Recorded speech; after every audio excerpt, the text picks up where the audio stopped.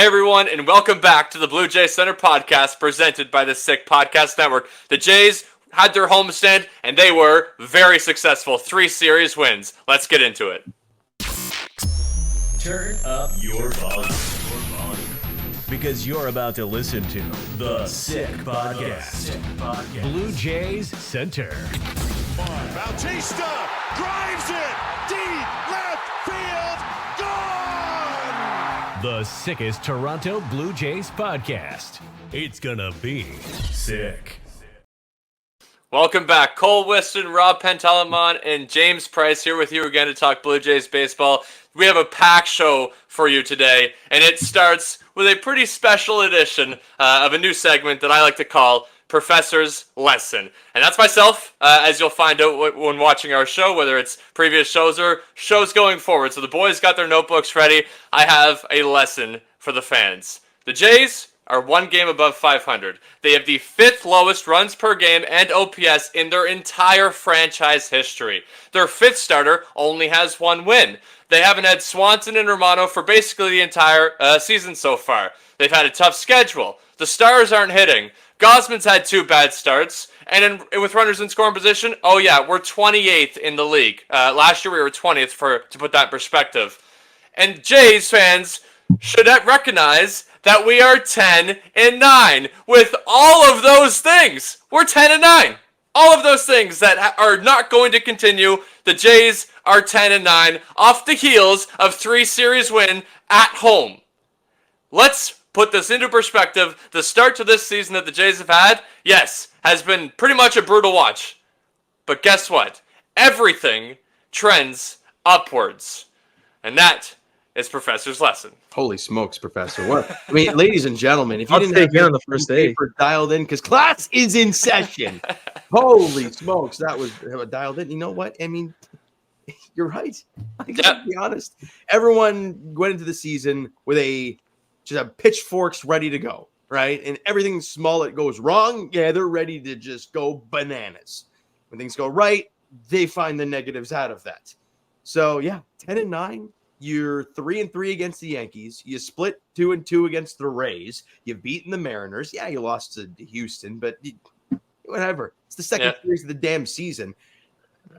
I know. You look at it in hindsight. You look at it in the longevity of things. It's not a bad start. It really isn't. We know they're awful start against the AL East last season. So far, they're 500, which I think we all take when you've played 6 against the Yankees and 4 against the Rays. Yeah, today is going to be, a relatively negative show. And that's why I wanted to put it all out there. Before we get into all the negativity, there's not a whole lot to be negative about, to be honest, when you look at a big picture. Yeah.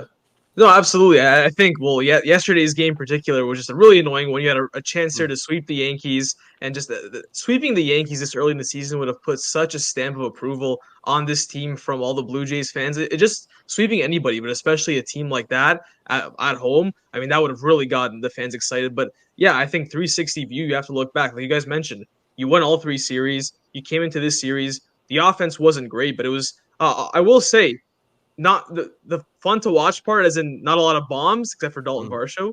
That part wasn't there, but the process has been great. I feel like the at-bats have been super competitive. They've made all these Yankees pitchers work. I feel like it's not as if they went up there and just completely gave in. Like they didn't score a ton of runs, but I thought the process was good. Even for some of the positive regression candidates, I thought that they made major strides in this series. And most importantly, what we talked about at the end of last episode was Chris Bassett and Kevin Gausman, how big it would be for those guys to go out there and have a good start against the Yankees.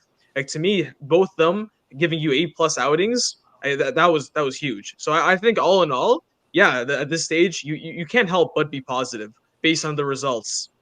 Yeah. Let's get into it. I'm going to set up the rest of the show. Hold on, James. We'll get right into it right after I finish setting up the show. We're recapping the Yankees, obviously, to start. We got Stat Genius, as always. We got On the Farm, as always. And then we finish off with previewing the Padres. Let's get into the Yankees series, James. Oh, boy. Well, fellas, I mean, you won 2 of 3. And the Bassett Hound in Game 1 was remarkable. Watching that guy pitch, fellas, if you're a freak show baseball fan, is a treat. It is a absolute treat. Watching this guy manipulate the clock. It's a movie. Oh, is it? Oh. It's a That buzzword. phrase is like, oh, God, I just get shivers down my spine with that one. But no, it really is, though. I mean, you never know what you're going to get. He's going to throw, he'll throw 94 right down the middle on Aaron Judge, but he's thinking something else is coming. He'll swing right through it. And then he'll throw you like a 65-mile-an-hour breaking ball, but he'll dump it in for a strike. And then he'll sit there on the mound and look like he doesn't want to be there. As if he just ran a marathon. Oh, yeah, he looks awful out there. But he doesn't care because he's going to dice, and he was outstanding. Then you move to the next day. Kikuchi, yet again, his Yankees dominance continues. He was electric, had a little bit of a side issue, and they came out twice to talk to him. I did this, and I'm like, you can only see one. Twice to see him.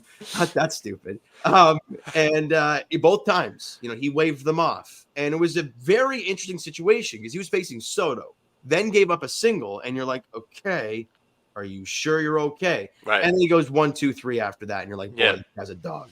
Top five in Ks per 9 so far this year in all of baseball. And I think he earlier this season, I can't remember if it was his last start I think it might have actually been his last start. He had 9 Ks, which was like tied or it was his Blue Jays high. He had 9 again. Yeah. And it's like he has been electric. And let's go to Kevin Gausman. Like, better. Like, huge. I think that's one word I'm going to use. Pitch count got really high. The command did elude him at times, but much, much better. 5 innings, 1-run ball against the Yankees. You can't complain. And offensively, you got enough, right? Like, let's be honest here. You got enough to win baseball games. And you mentioned earlier, Cole, getting on base. I think, or maybe Rob mentioned that. They're what, top 5, top 10 in the league in walks? Like, their approaches are credible. We watched them face Carlos Rodon. Dude was sweating by the second inning. Yeah. I mean, you look across the board. Yeah, you look across the board again this year, just like you look across the board last year. This Jays team is top 10 in offensive categories. Just the raw numbers, not the underlying ones. Yeah, I think my biggest takeaway from this is I think one of the bigger narratives coming into the season, this extends a little more past the Yankee series, a little bit into that Colorado series. You had great starts from all 5 of your rotation slots, the last 5 games. Right. And I think one of the biggest worries was coming to the season, we all said, look, there's reason to believe that this offense will be better, but there's also kind of reason to think maybe the pitching won't be so good. And a big part of that is because it was so good last year that there was just nowhere to go but down.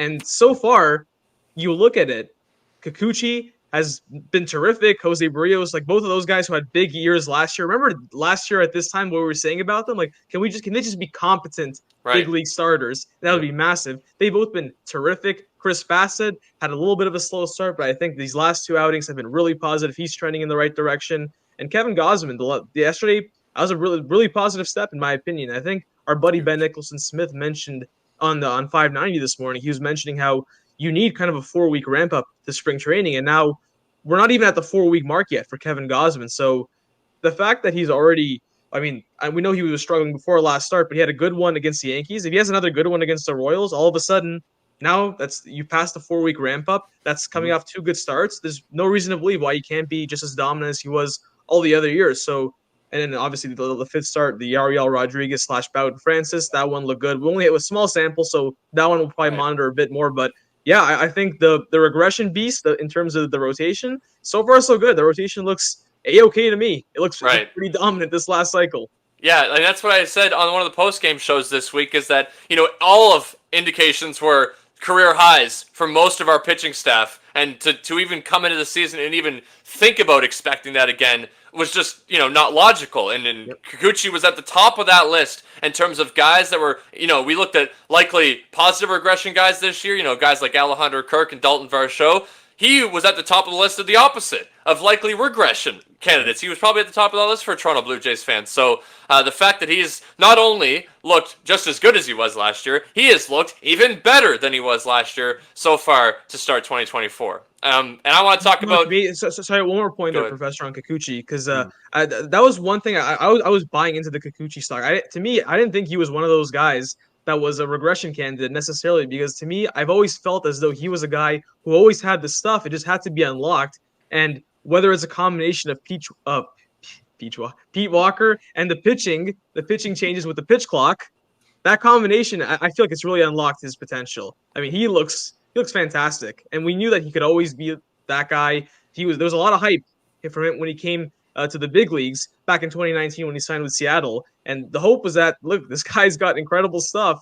How can they harness it and make him a viable, maybe not front end, but a very effective major league starter? And it looks like the Blue Jays and Pete Walker may have found the secret sauce. You know, it's incredible. I mean, we all knew after the first year, command is the big thing for Kikuchi. Yep. And it's also confidence, guys. I mean, it's confidence with him and the pitch clock.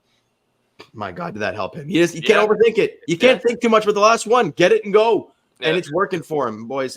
He's pounding the zone. He's confident with his fastball. I think that's a big thing for him, right? It's the same with every pitcher. If you can command your fastball, it's night and day. We talked about it with Barrios in the last episode where we talked about, his sinker command. Like that, it sets up everything else. Yep. And boys, watching Kikuchi pitch, it's kind of a treat now. It's not more one of those, oh God, is he going to blow up?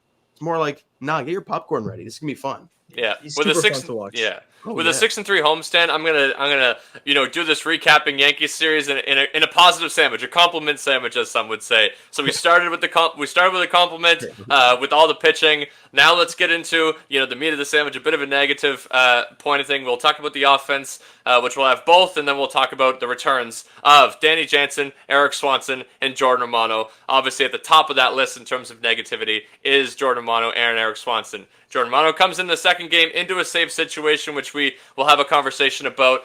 Doesn't look great, but, for some, he never really does. He just gets the job done, and that's what happened. He did get the job done, closing out the game, getting the W. Eric Swanson tries to do the exact same thing the night after, and he fails to do so pretty horribly, actually. Has to get relieved out of the inning to try to finally get 3 outs, and eventually the Jays lose that game after coming into it with a 2-run lead. Rob, I'm going to go with you first because you were one of the people, one of the few in our group chat, I would say, that liked and wanted Jordan Romano to come into the save situation in Game 2. Yeah, I think you have 26 roster spots, meaning that every roster spot is valuable. If you're going to use up a roster spot, you can't have unishable spots. You can't operate like that in the major leagues. And to me, once the Blue Jays activated Jordan Romano, that's a stamp of approval that here you go, this guy's ready. He's ready to be his role. And his role is a closer. He's been one of the best closers in all of baseball the last almost half decade now. And if you got it in a save situation, like to me, if he's not ready to go out there and give you a good inning in a save situation, then to me, why did you activate him? We're probably going to talk about Nate Pearson at some point. He's a guy who factors into leverage arms, and he's been a really good pitcher so far this season. He's looked really good, especially in his last start when he threw 102 and struck out the side. So to me, if you're going to hamstring your roster by bringing in an injured guy, to me, that's very poor process. That's very poor roster management. So yeah, no, to me, if you're healthy and you're good to go, you got to be in there. You got to be in there ready to do your job. And his job is to get the 9th inning. So that's why I didn't have a problem with it. Now, if he's hurt and he's not all 100%, then yeah, I have a major problem with throwing him out there in a 2-run game. But to me, that's how I look at it. If you activate him, he's good to go. He's between the lines. He's judged accordingly. That's my thought process. And that's the one thing that frustrates me about hearing fan base. Oh, no, ease him in. Well, then why is he here? Like, I'm sorry. Okay, but hold on, because I am one of those people that said ease him in. Kevin Gausman. But who's your other option there? Cabby was the guy. Cabby, yeah, 2 lefties. Yeah, 2 lefties coming up in the 9th inning. What was your point about Kevin Gausman? He's making starts. No, but he got eased in. He's making starts. No, but you said who? You said because he's making starts, but also while being eased in. I said that had it been a non-save situation, Jordan Romano should come in 4-run game, which is what it was before the situation came up. Then I would have had no problem with Jordan Romano being in. But that was my point, is a guy that hasn't pitched once this year in a game that we are trying to win against a division rival, easing him in is exactly what I would have wanted. And how about this? If you want to hold the opinion of, it's your role, then you got to be ready, right? Which is fine. I'm okay with that theory. Game 3, Eric Swanson. His role is to be the backup to Jordan Romano. Jordan Romano is unavailable. He comes into a safe situation. I found a lot more people that liked the Jordan Romano move, didn't like the Eric Swanson move. Where did you guys sit? I was one of those. I didn't like Swan. I mean, look, okay. See, that's my problem. Hold on. Let me put it this way. They did not have anybody. And this is look, I'm okay with Eric Swanson going out there to start the inning. Fine. But you got to have somebody ready to go because, one, he is not there to be your closer. I understand that he is the second to Romano. I get that. Sure. But he is not your closer. We have seen in the past, LA Nightmares of last year. We were there in LA last year. LA Nightmare of last season where it was just a complete debacle. And your only guy to go to was Mitch White in that situation, and it was cooked. Done. And I understand. You have Swanson out there. Sure. You got to have somebody ready. And I get it. Tim Meza is it's okay. I don't agree with that move either. And I know Rob is on the other side of this thing. But for the love of God, I hate the analytics side of this thing where, Jimmy Garcia can't go a third day in a row. Yep, I agree. Can't go a third day in a row. What are we doing in this sport, guys? Honest to God. If you want to throw Jimmy in the most highest leverage situation, there's Aaron Judge. Bases loaded. Yep. Time runs there.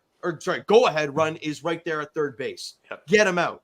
And you're letting Tim Meza.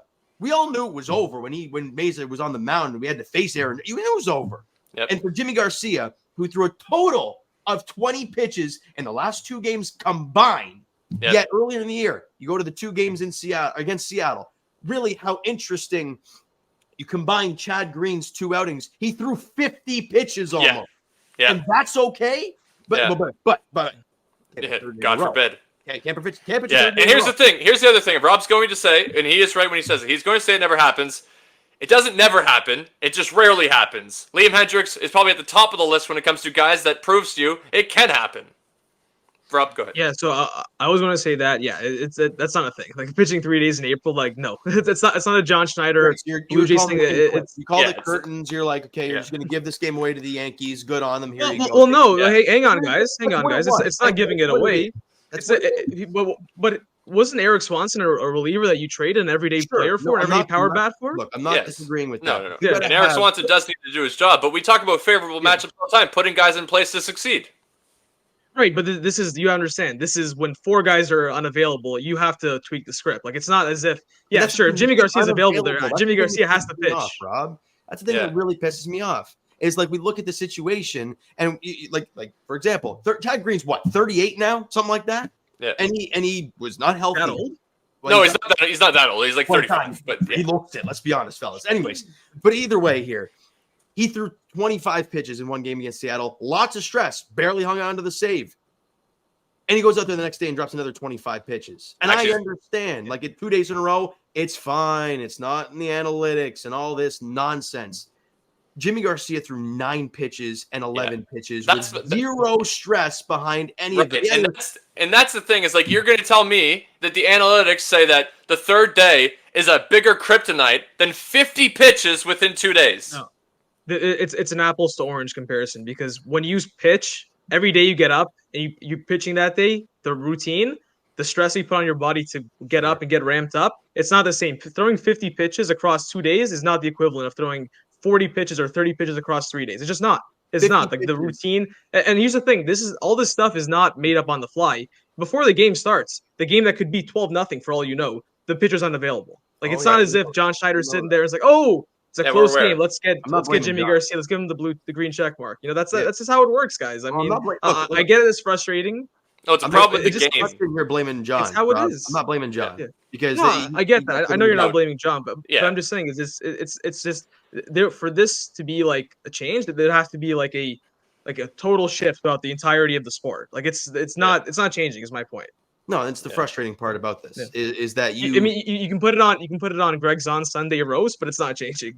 Yeah, well, I don't know. I just look at the situation. I'm like, let him face one guy. Albeit you can't do that. He has to face 3 guys, I guess, in that statement. Yeah. But intentionally walk the next 2 guys to get him out of there. I don't know. If you really don't want to pitch him the third day, let him face Judge, and you could win a ball game. I mean, what's the saying we always hear? You play to win that game that day, right? Yeah. And you didn't, and you lost.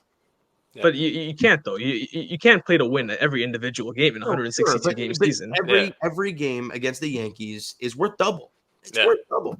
You could have It's had massive. a 4-2 record against the Yankees to start the season, which is incredible. Now you're sitting 3-3. It's not bad by any means. We talked about it off the top of I the agree. show, but now we're at 4-2. You had a chance to sweep them. You mentioned off the top, Rob, like you had a chance to sweep, and it would have put a statement on early in the season. And because of the don't throw them out for 3 days in a row,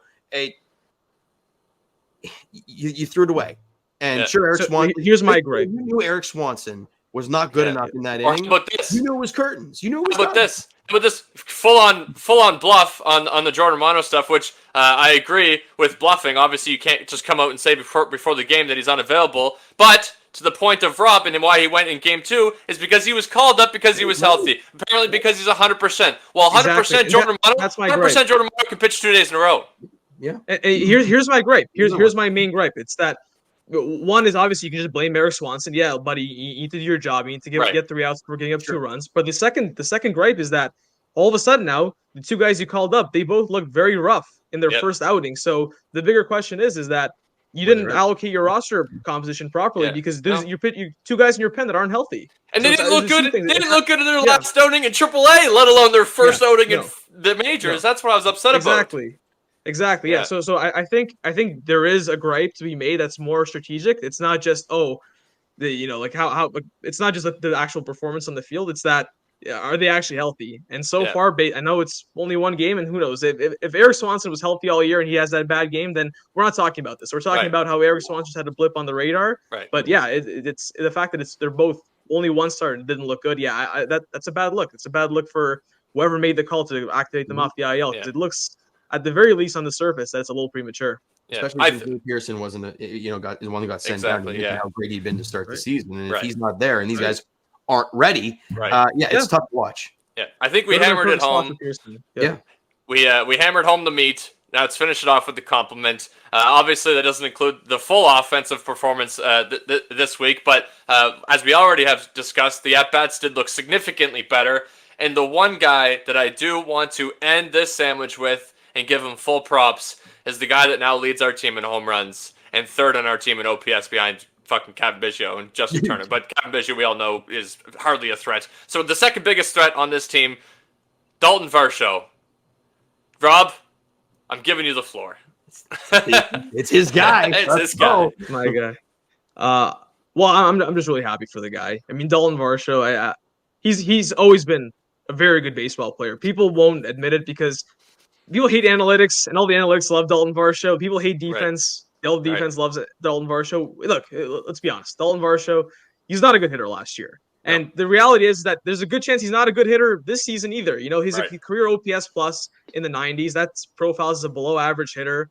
But at the end of the day, if you're a 90 to 100 OPS plus guy, which basically profiles as a slightly below par offensive player, complemented by the great defensive player that he is, you have a ball player. You have a 4 to 5 win player. You have the type of ball player that the Blue Jays traded a premium to get. And right now, I think my biggest takeaway is that, do I think Daulton Varsho is good enough to be your 4th or 5th hitter moving back there? No, I still think he's a bottom of the lineup guy who can run into one. But that has a lot of value. As I mentioned, that has a lot of value. Especially at this point, especially in this lineup. And you have a lineup that needs power. Power comes at a premium for the Blue Jays. They don't hit a lot of home runs. You need home runs. He's got pop. And I think for the time being, he's got to be your everyday center fielder.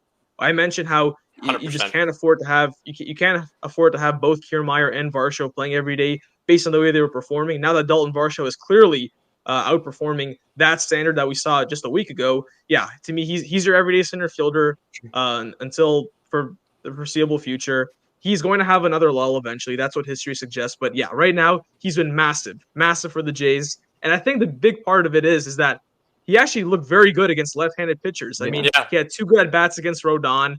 And that home run yesterday, it was Ferguson, right, for the Yankees? Yeah. Caleb Ferguson for the Yankees. The first home run he hit off a lefty since his last year in Arizona. So I thought that was very impressive. So, right now. I thought he hit 2 off lefties this year. I think he's hit 2 off lefties this year. I believe so. Is it this season 2 off lefties? In that series, I thought it was. I mean, I'll figure just keep going, Rob. We'll check that out. But but anyway, my final point was that it's so nice to get a shot in the arm from Daulton Varsho, a guy who just the discourse around him has been so toxic since he came here. He deserves a nice series like this one. 4 home runs, 4 home runs on this homestand. He didn't Yep. that was the big issue with him last year. He was awful hitting at Rogers Center. So Yep. I think if he can be a good hitter at home, that's a whole new ball player. If Daulton Varsho was as good of a hitter at home as he was on the road last season, Other way it'd be around. a totally different conversation. Other way around. Well, did I say so? Yes. He was as good of a hitter as on the home road. as he was on the road. Yes. Okay, my bad. Right. If that's the case, then we're talking about a whole new ball player. Oh yeah. No, I and think by Rob's all means, right, by the way. by all means, Right? Daulton Varsho, think- the guy that we got last year, yes, a 4-WAR player, but was not a guy that made the trade worth it. I will say that. And that's what this season can change all of that narrative if he could just be a 100 OPS plus hitter. If he can be a 100 OPS plus hitter on both home and away, this player is a 5-win plus player, and that's the guy that you traded for, no matter what Lourdes Gurriel Jr. and Gabriel Moreno turn out to be this year or going forward.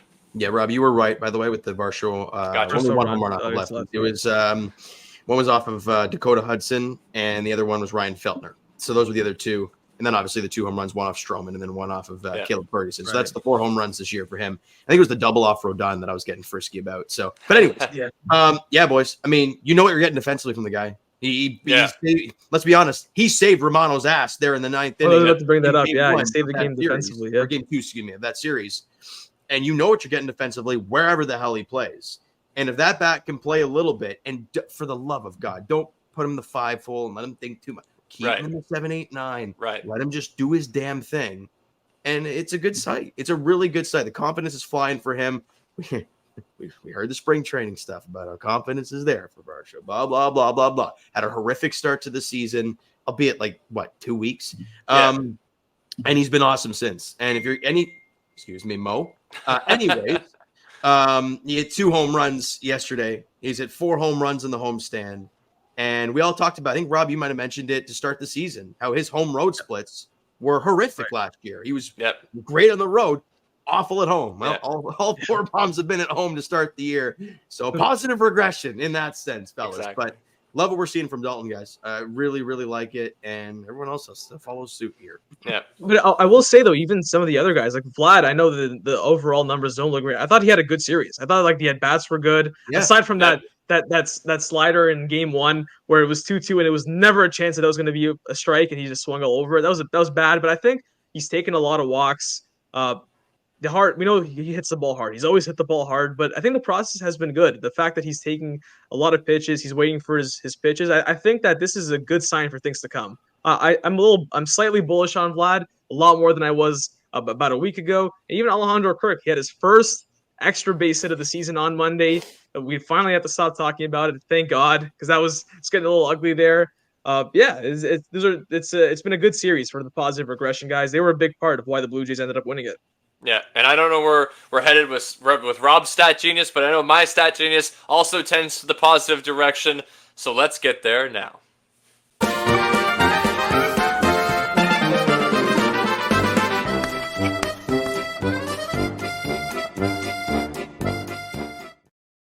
All right, and we're back. Cole Weston, Rob Pentalma, and James Price here on the Blue Jays Center podcast presented by the Sick Podcast Network. I'll start, since we are on a positive trend right now with my stat genius. We're headed to San Diego. And obviously this team, especially this core, is not familiar with San Diego at all, the ballpark. But if you take a look, I went a little outside the box with this one. If you take a look at how these guys do, how our star hitters do in warm weather, June, July, and August, how they do in Los Angeles, they have all been elite. Vlad and Bo have over 800. Vlad, Bo, and Springer have an over 800 OPS 800 OPS in June, July, and August. Vlad has an over 1100 OPS at Dodger Stadium. Bo has an 1100 OPS at Dodger Stadium and Angel Stadium. And Springer has an 800 OPS at Petco in his career. So, going into this Padres series, going to the West Coast, I think that these 3 players are going to have a pretty decent series, and we should be able to grab 2 of 3 again. Rob. No, sorry, can I jump in there real Yeah, quick? okay, go ahead. When you said Bo's massive numbers at Dodger Stadium, I instantly got the flashbacks to the homers off of Kershaw. I'm like, in his rookie year. Yeah, those were nice to watch. Yeah. So, Professor, you just mouse-holed it into Southern California. You didn't go into Florida. You didn't go to Texas. You didn't go into Georgia. Just Southern California. Right. Okay, fair enough. Fair enough. That's what the game's at tomorrow. So yeah, I guess that's all that matters. Yep. My stat isn't quite as deep as that one. I want to say. It's just a bit. We just talked about Daulton Varsho. I wanted to save some of my ammo for this segment. Nice. Daulton Varsho has been terrific. We just talked about how good I was he's hoping. been. Yes. Yeah. But how good is he actually? Well, thankfully, baseball invented a cool little stat called WAR, wins above replacement, and that will measure how good a player has been, all encompassing, base running, at the plate, with the glove, everything. And there was a discrepancy last year. There was about a 2 WAR discrepancy almost, which is massive, between his baseball reference WAR and his Fangraphs WAR. His baseball reference WAR had him at 3.9, which is a really, really good player. Fangraphs had him at 2.1, which is a solid everyday player. So a pretty big discrepancy there. This season, however, Daulton Varsho leads position players on the Blue Jays in both Fangraphs WAR and baseball reference WAR. He's number 2. Fangraphs has Yusei Kikuchi as 1. Baseball Reference has Jose Barrios as 1, but either way, both have him at 2. A 1 WAR player on Baseball Reference, a 0.7 WAR on Fangraphs. So basically, at this rate, Daulton Varsho has been their best everyday position player, and he's on pace to have a 5 to 6 win season. So yeah, you mentioned there, Cole. If Daulton Varsho ends up being the guy who you mentioned, a 100 OPS plus guy with good defense, he can be a 5 to 6 win player and make that trade worth it. Well, so far so good. So far so good. He's been on track for that. He's been excellent, and that's exactly how excellent he's been, quantifying it through WAR. My favorite stat, personally. I got one word to say after all that. Oh God. Baseball. And isn't it nuts? I mean, my God, this guy he was cooked last year. Everyone's firing him away. The trade's a disaster. I mean, it's still kind of not great. It doesn't look great, but yeah, it's not great still. But look at that, Daulton Varsho. No shows. Hey, the cement is still wet. The cement is still wet. You know that trade can still. Who knows? Who knows what happens this year? So far, so yeah. Okay, Rob. Yeah, no, and I'm with Rob. Like, just despite the fact that his underlying offensive numbers didn't suggest he would be anything close to what he was in Arizona coming into the Rogers Center, which I said going into the trade coming into last year, and I turned out to be right last year, so pat on my back. But this year, I did expect him to be better than what he was last year, because last year was horrific. It was his worst OPS plus, I believe, an 85 OPS plus on the year. And obviously couldn't even, fall into some home runs like he did in Arizona. So I hope that at least this year he does that, falling into more home runs. And don't forget, too, like his last 2 seasons in Arizona, like he had a 100 plus OPS plus. He's 100 plus OPS plus. So it's like, it's not as if this guy was always a terrible hitter. Like he has a track record of at least being competent. Like even if you don't think he's. It was his underlying numbers. If you look at his baseball savant and his best offensive year, his baseball savant suggested that was a fluke. Yeah, sure, but like at the end of the day, like it's hard to fluke that much of a sample. Even now, 97 OPS plus for that's almost a half decade sample. Like, if we get a 97 OPS plus this season, we'd happily take it. Yep, 100%. I completely agree. So I'm glad he's trending upwards, because with the way the Stars are playing right now, we need every bit of it that we can get. Okay, now for James to get his shine, we're going on the farm.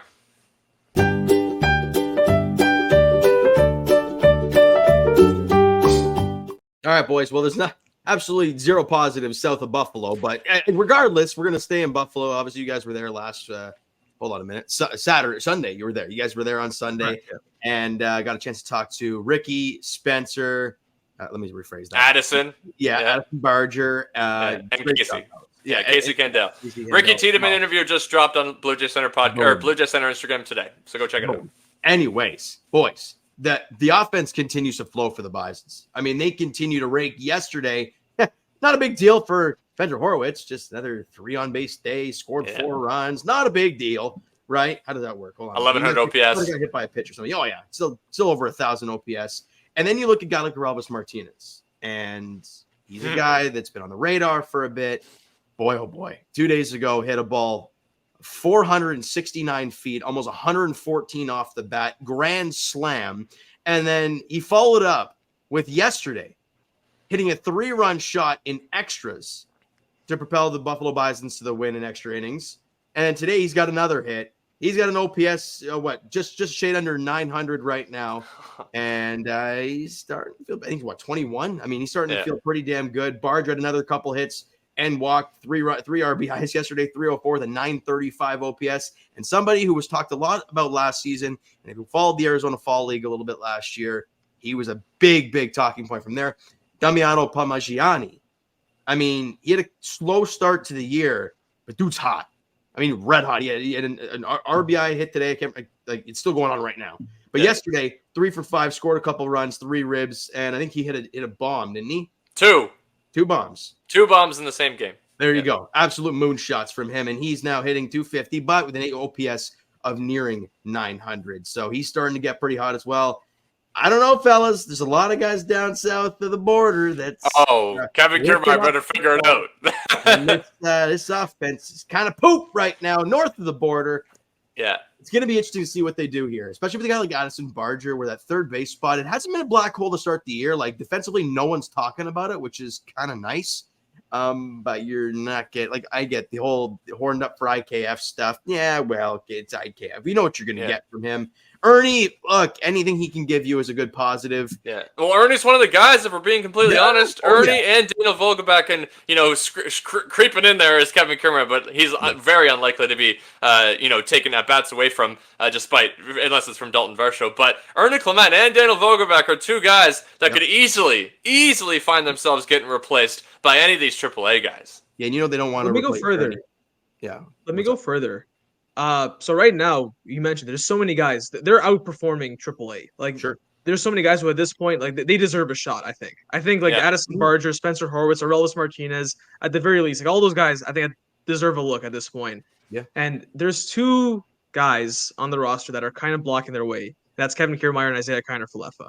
Because if you just moved Daulton Varsho to center field, which is what he's always should have been playing regardless this season, now you have an opening in left field. And yeah, you're going to see Davis Schneider, you see Kevin Biggio there, but you can stick a guy in left field. Like we saw Chris Colabello, Edwin Encarnacion play left field. I'm sure Aurelvis Martinez or an Addison Barger, like, I'm sure that's not the end of the world to have them you playing in left field there. And at third base, Addison Barger is playing third base.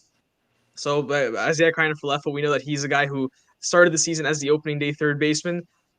You wonder, and obviously, look, you sign these guys to 1-year deals. Isaiah Kiner-Falefa has held his own, not so much for Kevin Kiermaier, but I pitched this idea in our group chat, and to me, it's your lineup is struggling, and you have guys in AAA that are hitting. They're hitting the snot out of the ball, man. To be frankly, how much longer? And I'm not saying cut bait, but how much longer until you Phantom IL Kevin Kiermaier and get one of these guys in here instead of giving them everyday looks? Because we mentioned the offense is not looking pretty. Well, you have guys that are proving their worth in AAA, and they kind of deserve a look, in my opinion. You look at the guys how they're playing. Why? Like, what's keeping the Blue Jays from doing this? Yeah, well, it's the 2-year deal actually to IKF. It's the 1-year north of $10 million deal that they gave to Kevin Kiermaier. And here's the other point that it goes in favor of the guys in AAA. Outside of Aurelvis Martinez, Addison Barger and Spencer Horwitz are giving you the power from the left side.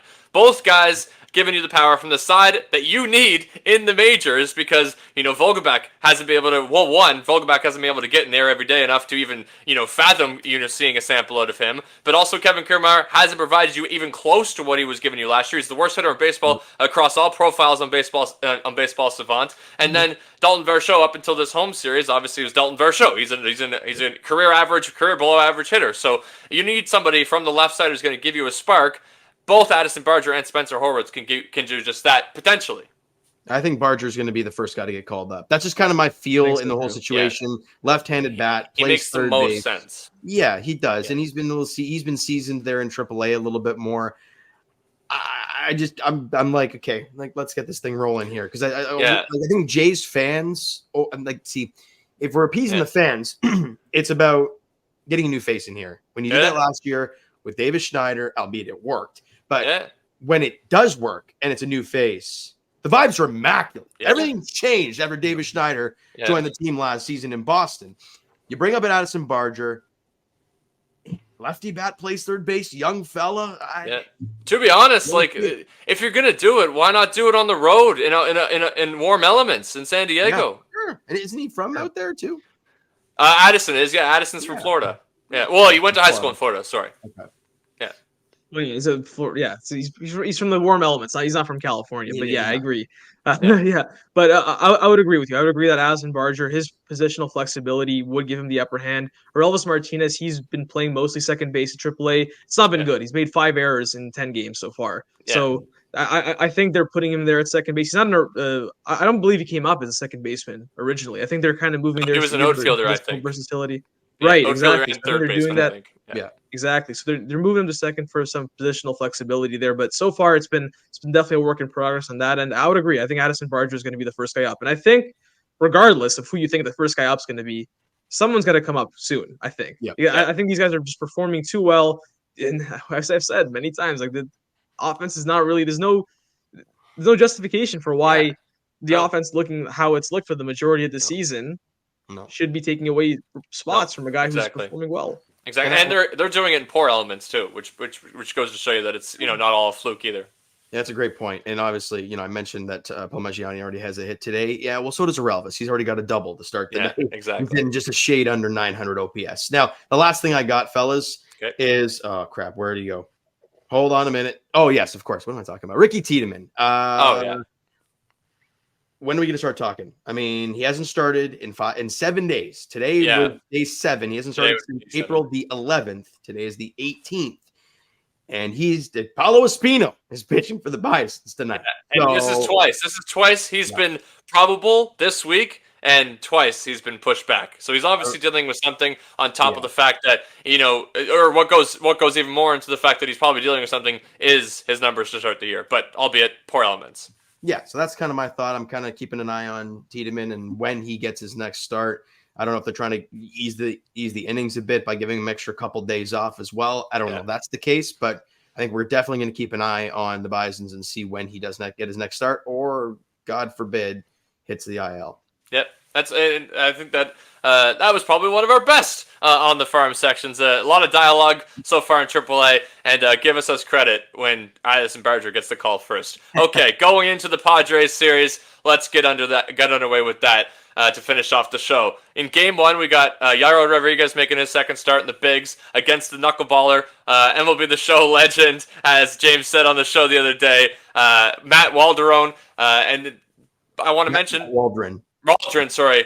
He's been bad at home in his career, so hopefully that leads to success for the Blue Jays. We got Jose Barrios in Game 2. To be determined for Game 2. We're missing the Yu Darvish expected start. He went on the IL this week. That was supposed to be his slot. They haven't announced who's going to go second in that one. And then we go Chris Bassett for Game 3 against Joe Musgrove, who the last few years has been good, except to start this year. He's been bad, real bad, over 6 ERA bad. Both Turner and Varsho have faced Musgrove. Both of them have been very good against him. This is also the start of a 13 straight game schedule for the Blue Jays before their next off day. So we're gonna obviously talk about the bullpen when we get into this preview. That's gonna be huge down this stretch. Rob, going to you. I think that last point that you mentioned, the bullpen, that's massive. I think maybe now we can go back a little bit earlier and basically answer our question as to why there were so many guys unavailable, even though there was an off day today. Perhaps because they're gearing up for this 13 game. 13 games in 13 days, and you're facing against really good competition. You're going to San Diego, then you're going to Kansas City, who've been red hot, have been pretty good. Yeah. Who've been pretty good to start the season. And you're facing the Dodgers at home. So we mentioned how it's good that the Blue Jays have gotten off to this great start against the good teams, but that's not, we're still right in the middle of that stretch. It's ongoing. The stretch isn't going away anytime soon. They're still going to have a very tough schedule to round out April. And I think the 13 games, the bullpen, it's going to be very interesting to see how they go about it. Hopefully now with this off day, that's given Jordan Romano and Eric Swanson some more time to catch up, based on them being on the IL to start the season, and hopefully Chad Green, who was unavailable with was it the shoulder injury? The shoulder injury, correct? Yeah. Shoulder soreness. Yeah. Yes, exactly. So hopefully they didn't IL him, so that goes to show that they don't think it's major. They think that hopefully with the off day he'll be good to go once the team gets to San Diego tomorrow. So I think that's the biggest takeaway. Yariel Rodriguez also a major takeaway. How is he going to do now in his second big league start after having success in his first one? Yeah. Yes, against a very good San Diego lineup, a lot better than the one he saw at home at Rogers Center when he faced the Rockies. So that's going to be huge. Jose Barrios, can he continue what's been a Cy Young start to the season? It's going to be an exciting series. The Padres, they're an awesome team for casual fans because they have so many good players. They haven't really been a team that they're kind of like the Jays. They were a trendy pick the last couple of years. They haven't quite lived up to their expectations, but just like the Jays, they've gotten off to a pretty solid start this season. So it's going to be a really, really nice battle. The Jays don't go to San Diego very often. First time since 2013, since the Ramon Ortiz series, Wow. which we don't remember very fondly of. But yeah, it'll be really cool. So Petco's an awesome ballpark. And San Diego is just a great city. So it'll be really cool to see the vibes there. Definitely. And I think it's very important for this team to come back and win that series. After the way the Yankees series ended, and then you have the off day to let it linger a bit. A bit of a bittersweet taste. Yep. You got to get right back on the horse. Just based off matchups, I think it's a very winnable series. Without a doubt it is. You know why? Daulton Varsho is playing, baby. The writing's on the mound. Let's go. Anyways, but yeah, it's so important that they get right back on the horse, and that's what great teams do. And I said this at the end of the live, or the post-game chat on BJC. I'm like, look, as much as we can sit here and yell about the bullpen, we can yell about this, we can yell about that.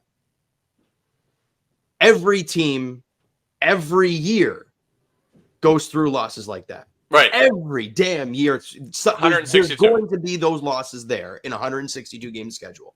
You take it, but it's what you do afterwards that shows you what kind of team you are. You go there and take 2 or 3 you go out there and you take 2 or 3 against San Diego. People forget about that, kind of, because it's the Yankees. Yeah, it's a little different. And Rob, you guys mentioned how KC's hot. Yeah, they're frauds. Sorry, they're frauds. Wow. They're second best in ERA in the big leagues. Great, good on them. They're first in runs allowed. Good on them. They're 29th in strikeouts. And guess what? 7 of their games already? Yeah, they've been against the White Sox. Oh, yeah.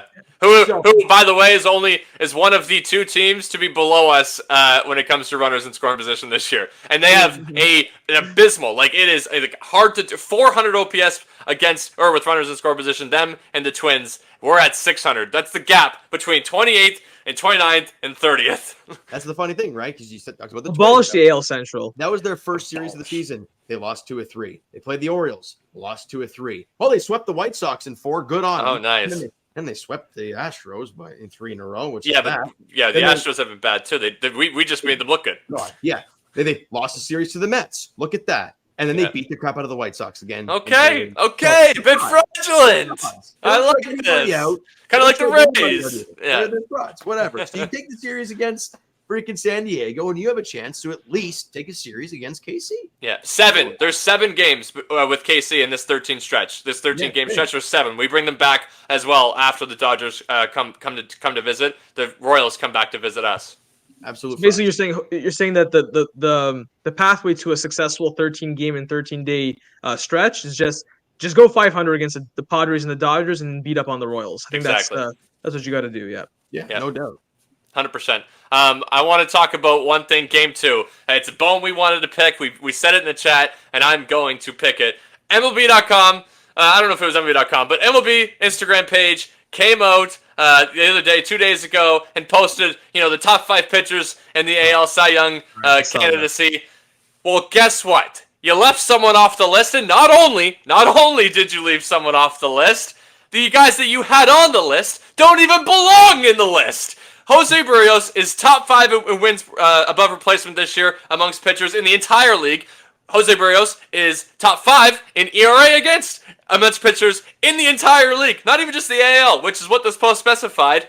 Those 5 guys that they put in the AL Cy Young, not in the top 5. Nowhere to be found. Nowhere to be fucking found. Jose Barrios deserves his flowers. He has not only been a Cy Young candidate this year, he should arguably be leading the conversation so far through 3 starts. Absolutely. Now, I do appreciate MLB for tuning into our podcast and listening to the Stat Genius segment about me giving all the underlying negative numbers about Jose Barrios, but they took it a little bit too far. A little too far, guys. I appreciate the viewership, but we had to draw a line. Yeah, but don't worry, guys. He doesn't strike out a lot of dudes out. Yeah, bite me. ERA just over 1, one of the best 4-game stretch of his career. Here's the thing about that, Pricey. Here's the thing about that. It's only been 1 start. It was just the Houston start. The Ks per 9 have been right around 9 or over, and all these other 3 starts. It's just been that Houston start that he doesn't have a lot of strikeouts in. So it's not as if it's... We talk about Gosman and Garrett Cole type horned up strikeout numbers. Relax, okay? Yeah. I think that not only did Jose Barrios belong in the conversation, but obviously this comes before Yusei's dominant start against the Yankees. This post did, I believe. But Yusei Kikuchi is putting himself in a conversation for at least top 10 Cy Young votes so far through his first 4 starts to start the year. So I do want to mention this staff has been absolutely electric. We mentioned up at the top of the show, they've been better than what they were last year, which was hard to believe. This series is very winnable. Depending on how Rodriguez does in game 1, I think that's the big question mark for me. And that's I think the game that would turn things around the other way is if you don't win the series, it's because, well, I guess obviously, but you would lose game 1 against for Rodriguez. I think that this Padres lineup is very good. They could get onto him, and that could turn out really bad because obviously the piggyback option that we kept on the roster, which we're not going to get into today, was Bowden Francis. So who knows how that goes. But Matt Waldron, like I said, been bad at home. We got Jose Barrios in game 2. That's all that needs to be said for that. And you got Bassett in game 3 on the road. Been fantastic. Joe Musgrove has been terrible to start the year. Very winnable series. You got to win game 1, I think, in my opinion, if you're going to win this series. Okay. That's it from us for the Blue Jays Center podcast, presented by the Sick Podcast Network. James Price, Rob Pentalman, and Cole Whiston. Tune in on Sunday for episode 8. And that's a wrap. Hope you don't miss us too much until next time. Follow the Sick Podcast Blue Jays Center on YouTube, Google Play, and Apple Podcasts.